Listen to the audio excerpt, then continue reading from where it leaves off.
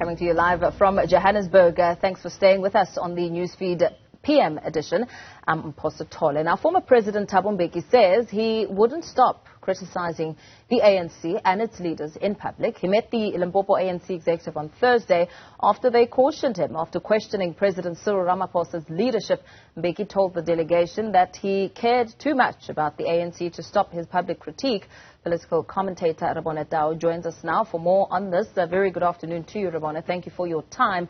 What do you make of these remarks? I mean, after being called out, the former president is adamant that he will continue speaking and no one can say anything about it.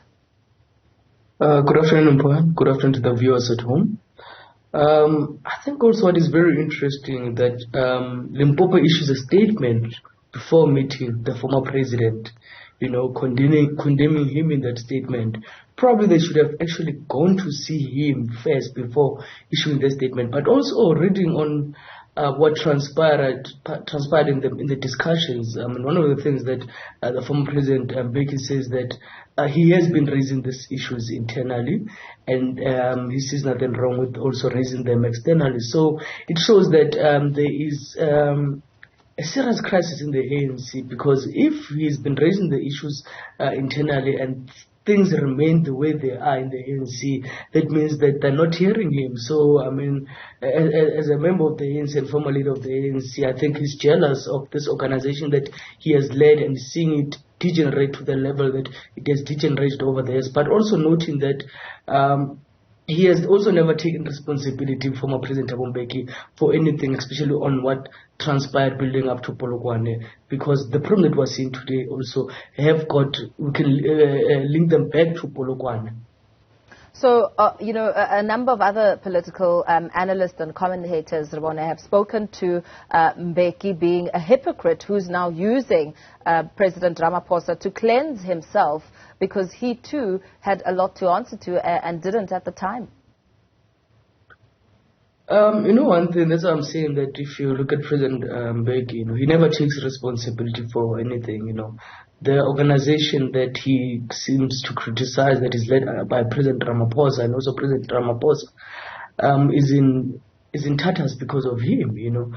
And what is fun is that you can see that he's got no respect for the sitting president. Because in the past, under the era of Jacob Zuma, he never spoke the way he's speaking, you know, during this tenure, you know, this under this current administration. You know, he had some sort of, he has some sort of respect for former President Jacob Zuma. If you remember, around 2016, 2017, he even wrote a letter which was leaked in the media to the then president of the ANC, Jacob Zuma, raising his concerns about certain things in the party. He never did things the way he's doing them today. So it shows that he's got no respect for the sitting president. But some would say that perhaps the former President Mbeki is right, especially when it comes to the issue of Phala in itself. Despite raising the issues and ventilating them internally, some are saying that the impeachment over Phala could have implications for the ANC, while the ANC in Limpopo is saying that it's adamant that investigations into the Phala matter should be left to law enforcement agencies and should not be ventilated by the party without a clear outcome. What are your views around that? The biggest problem with the ANC, and it does not start today, you know, we can even go back to the era of Thabo Mbeki's era, the Zuma era.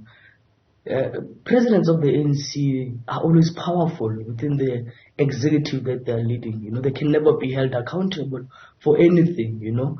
And that's why you are not seeing even the National Executive Committee of the ANC, you know, speaking out around what happened in Phala, because whether the money was for business transactions and so forth, but just for one to have such a huge lump sum of money, and especially in foreign currency in their house, it's a bit worrying. So the ANC will never solve these problems because, and the reason being is that if you look at the National Executive Committee, most of those who are there are ministers, members of parliament, deputy ministers. So for them is to protect their interest, then saving the organization, then protecting the organization. So the ANC, especially going into December, members of the ANC, especially in branches, need to start asking themselves, what kind of a national executive committee do they want? Because what is happening right now with the ANC not holding President Ramaphosa accountable, we don't know even about this integrity committee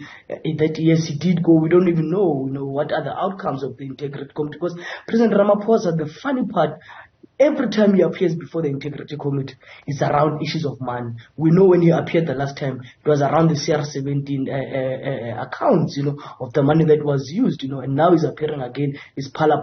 So he seems to have a very interesting relationship with money as the president of the ANC.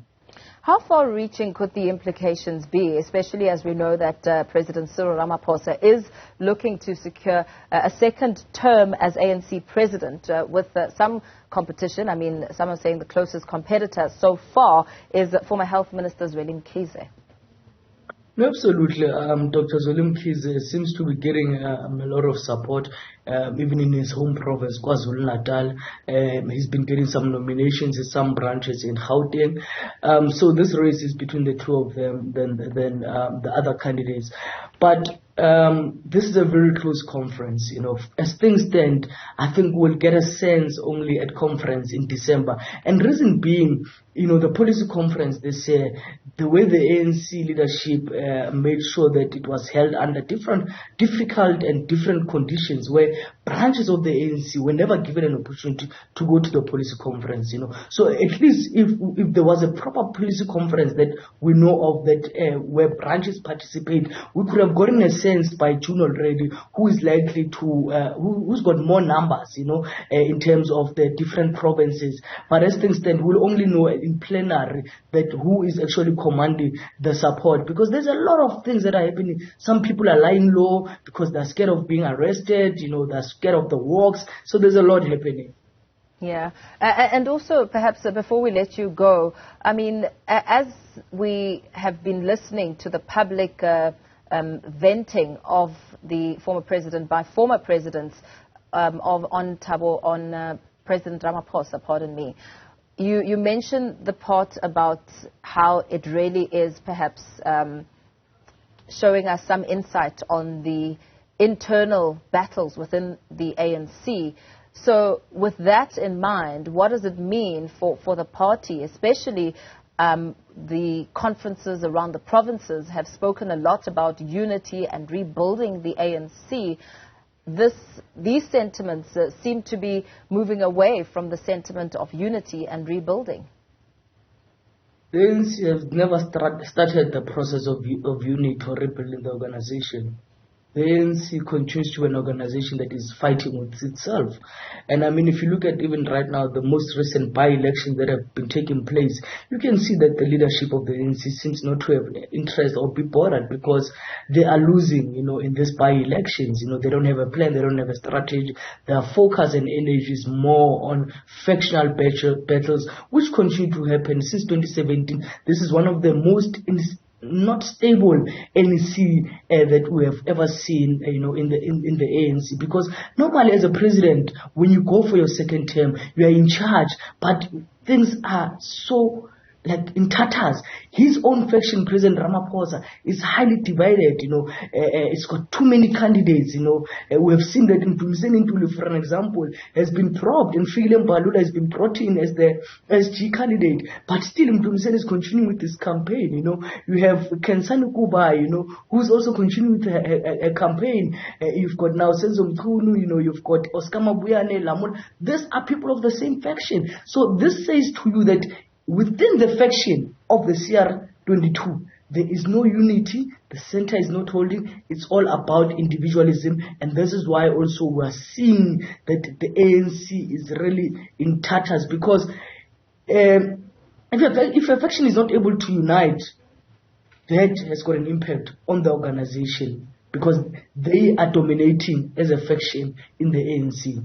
And perhaps before we let you go, I mean, as you were speaking towards the start of our discussion, you spoke to perhaps as a suggestion, the ANC members from Limpopo, instead of issuing out a statement, could have gone to see former President Mbeki in person. Do you think it would have made a difference in terms of his views around the continuation of being public and critical publicly, do you think that it would have changed his mind, or he would have perhaps come back with a different response? I don't think it would have changed his mind, but it would have shown maturity from their side. You know, Mbeki, I mean, he's an elder within the ANC, and these are youngsters, you know, so you need to also show maturity on how you engage, you know, because if you are clumsy, you know, he's just going to tell you that to your face, you know, that, listen, I will continue, you know, but if you are strategic, he might dismiss you, but he will also start to reflect also that how also as the younger generation you are doing things, you know, but if you're also condemning, but you're also doing, then you might as well do it, you know. Very well. Thank you so much for weighing in on this discussion. Political commentator Rebone Tau.